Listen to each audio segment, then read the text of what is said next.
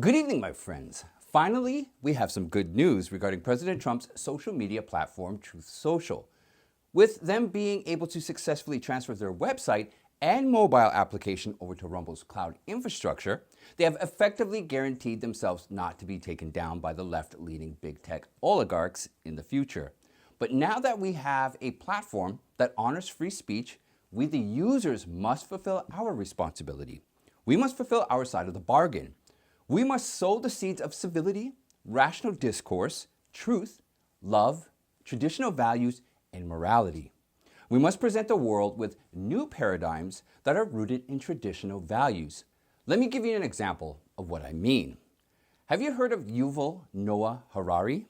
He is a historian, philosopher, best-selling author, and he's also a top advisor to the WEF globalist Klaus Schwab. Yuval has this theory that in the near future, the advancement in robots and artificial intelligence will create what he calls the useless class. Here's a direct quote.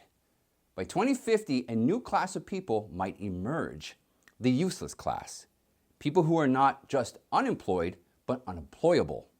So basically what he implies is that in the future, there will be no unskilled work available for people because robots and AI will be implemented to execute this type of work, rendering a large class of people, as he puts it, useless. Now, I don't want to dive too deep into it at this moment, but I brought this up to make a point about utilizing Truth Social to present the world with new paradigms that are rooted in traditional values. When I listened to Yuval warn the members of Davos about this ensuing crisis of the useless class, not once did I ever hear a moral response or solution to this potential issue, which in my opinion would be to not give these jobs away to robots and AI. But the potential outcome is that a large number of people around the world would be deprived of having the opportunity and integrity to earn an honest living. Then maybe we shouldn't move in that direction. Now, I want to share with you what an extremely wise man once told me. He said that humans think that their scientific progress and advancements are pushing human civilization forward, but in fact, we are moving backwards, away from the traditional way God intended man to live.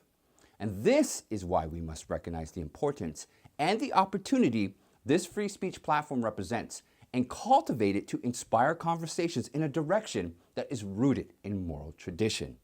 Okay, my friends, let's take a closer look together.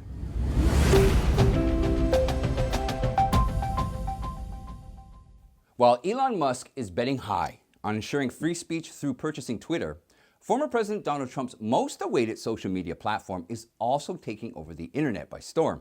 After facing technical issues during its launch on February 21st, 2022, Trump's very own social media platform, Truth Social, is now ready to accept the registration process of the 1.42 million people who were put on a waiting list during its initial launch. Created by Trump Media and Technology Group, TMTG, Truth Social was launched as a beta version in the Apple's App Store to give a perfect reply to Twitter for banning Trump from its platform after blaming him for the January 6th incident. Surprisingly, the moment from its launch in the App Store, the application witnessed 170,000 downloads every day and a massive 6 million weekly visits on its website. The application was also awarded 51st most downloaded application in the social media category, which shows how badly freedom of speech was hit after authoritative action taken by Twitter against Trump. However, due to technical issues and weak cloud computing infrastructure, the application soon witnessed 8,000 downloads per day from 170,000 at the beginning, which is a 93% decline in signups, according to the mobile insight company Sensor Tower. Furthermore, according to digital intelligence company SimilarWeb, the weekly visitor on its website also declined to 1.9 million people from 6 million at the beginning. Thankfully, on Friday, the CEO of TMTG, Devin Nunes, announced that they have partnered with the Florida-based video streaming platform Rumble and have successfully managed to transfer its website as well as the mobile application to Rumble's cloud infrastructure. The platform in return will not only ensure smooth functioning of the application, but also will allow the power of free speech to spread easily across borders without facing any restriction or banning from any authority. To ensure members don't feel the need to shift towards famous social media applications like Facebook, Twitter, or Instagram, TMTG designed Truth Social by taking the important elements from these famous social media platforms. Devin Nunes, the CEO of TMTG, said, "Our teams have worked tirelessly to realize this great endeavor. Rumble's cloud infrastructure is second to none and will be the backbone for the restoration of free speech online for ages to come. It has all new equipment and no big tech. And guess what? No one can cancel us. We are going to be open to everybody. It's absolutely amazing the community we are building, a community of real people. We are trying to take the best of what Twitter was, along with Instagram and Facebook, and put it all into one. And we are not allowing fake bots, fake accounts. We're doing our best to keep those out. But most importantly, we are giving the American people their voice back. And that's what President Trump wanted to do." Former President Donald Trump, on the other hand, blamed Twitter platform for maintaining the presence of terrorists on its platform, but boycotting the account of the president that was most liked by the people. And he said, "I created Truth Social to stand up to the tyranny of big tech. We live in a world where the Taliban has a huge presence on Twitter, yet your favorite American president has been silenced." It should be also noted that Truth Social has only gathered the attention of 50% of the market because in the Google Play Store, it is still facing issues to launch an Android version of the app, which is also stopping the application from attracting millions of people on its platform that are ready to sign up. And on April 5th, 2 of the company's top executives resigned that led to several issues in creating a smoother version of the application with the help of Rumble infrastructure. A recent report by an investment management firm, Carisdale Capital, also argued that the unusual launch of the Truth Social could raise valid concerns for the company in the long run. But the Carisdale report also came with a disclaimer, saying that at the time of the report's publication, that Carisdale had short positions in shares of DWAC. Carisdale stands to realize gains in the event the price of DWA shares decrease. As parents are getting confused about school's ultimate objective behind teaching gender-related topics to young children, author James Lindsay, in his recent book about race Marxism and cynical theories, revealed that the United States is now targeted with the 100-years-old communist-style sexualization strategy to destabilize society and help communists grab the ultimate power. The author specifically pointed out to the revolutionary concept of Marxism that existed during the 1910s in Hungary, where young children were targeted with the sexual topics to create confusion in their minds about their gender so that they could turn out as political activists when they are opposed by society. According to the author, the reason why young children are targeted is that Marxists believe that young children are highly vulnerable and are standing at a stage where they're trying to find their identity. They're trying to grow up and go through puberty and discover what it means to be who they are. Furthermore, he said, they are being injected full of all of these ideas about the fluidity of their gender, the fluidity of their sex, the socially constructed nature of sexuality.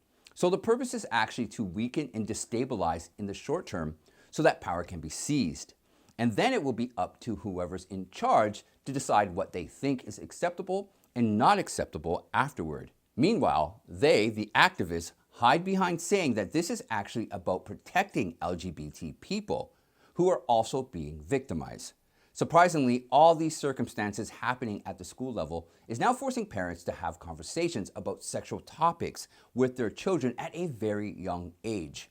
Although they are doing it to protect their children against exploitative education, they're indirectly being forced to discuss such topics, thus making the job of a parent much harder than it was 10 to 15 years ago. With massive delay in delivering essential fertilizers after the Russian-Ukraine war, it seems another disaster is on its way towards the major food manufacturing companies that could skyrocket the food prices due to low production. The FBI's cyber division recently issued a haunting notice to the major agricultural corporation and food plants about a possible cyber attack at their facilities anytime. The warning came as a response to massive media coverage across the country about recent fires and explosions at various food processing plants. This coverage in return gives cyber attackers an opportunity to overtake such food plants during their weak period and ask ransom in return for resuming the production facility. The notice expressed that ransomware actors may be more likely to attack agricultural cooperatives during critical planting and harvest seasons, disrupting operations, causing financial loss, and negatively impacting the food supply chain and the supply of seeds and fertilizer. The astonishing part is all of this is happening at the time when planting season is at its peak. The notice also warned grain production corporations to stay extra prepared against such cyber attacks because a small disruption of grain production is capable of damaging the entire food chain. As grain is consumed by humans as well as animals, any form of disruption will not only reduce the quantity of its stock, but also could increase the food prices in the market. To base its warning with sufficient data, FBI Cyber Division referred to some of the previous incidents that occurred since July 2021. In July 2021, a hacker demanded $30 million from a business management software company after malicious activity was discovered in their system as Hello Kitty or Five Hands ransomware. During September to October 2021, around 6 grain corporations were forced to completely halt their production when the hackers used a variety of ransomware variants to infiltrate into their system. The variants included Black Matter, Conti, Suncrypt, and Black Byte. Last month, a major grain company that has production facilities in various states in the country witnessed ransomware attack from the famous Lockbit group that demanded $50 million from a Century company when they attacked them in 2021. However, despite increasing levels of media coverage about the food plant fires from various regions, the National Fire Protection Association recently revealed that every year U.S. fire departments respond to around 1,210 fires occurring specifically in warehouse facilities. Surprisingly, the data also revealed that around 18% of the total warehouse fires were either caused intentionally or through electrical equipment. For example, a few days back, a plane directly crashed into the General Mills plant located at the east side of Atlanta and killed 2 people. According to officials, the plane took off from a nearby airport and suffered a mechanical failure before crashing into an open area of the plant. Although it seems necessary for the media to cover such an incident, it also gave a hint to the hackers about the next possible target. After 24 irrelevant documents filed by Hillary Clinton associates to defend their case against preventing Trump from winning 2016 elections, former Director of National Intelligence John Ratcliffe has now intervened with an astonishing statement that could make the case more stronger against the Clinton associates. In a recent discussion on The Charlie Kirk Show, John said that in October 2020, when he was still America's top intelligence official, he handed over around 1,000 pages of hard evidence of the Department of Justice to help out Special Counsel John Durham in the case. However, many classified documents from those 1,000 pages have still not been revealed to the public. Because if they are revealed, it will shock the public beyond imagination. To be more specific, he said, I expect there to be a lot more indictments to be forthcoming from John Durham's besides the ones that have trickled out so far. And that's based upon documents, many of which, are not yet declassified. John also was supervising 17 intelligence agencies during his time of office. He also revealed the involvement of several top officials of the country that were not included in the arguments made by the special counsel. And each of those officials very smartly coordinated with each other to ensure Trump loses the 2016 elections. In John's words, he said, the coordinated effort here that took place in 2016 was wide and broad. I think it involved folks in the Clinton campaign, in the Democratic National Party, elected officials, media officials, folks that coordinated, intelligence community officials, and on down the line. I am not saying that every single one of those folks had criminal liability or exposure. I'm just saying this was a very coordinated effort. And the more and more the public finds out about these things that I have seen that remain classified, they will be more and more appalled by those efforts in 2016. As Durham's case compels Hillary Clinton's campaign associates to produce sensitive documents held by them, the campaign is constantly trying to take the defense of attorney-client relationship by insisting that the credible documents are held by Perkins Coie, a renowned law firm hired by Hillary Clinton during the presidential elections. However, the legal hammer seems to be dropped against Hillary Clinton's associates when Clinton's campaign manager, Robbie Mook, expressed the truth to the public recently. He said Sussman's law firm, Perkins Coie, provided legal services and legal advice that consisted of facts and research work against the then candidate, Donald Trump.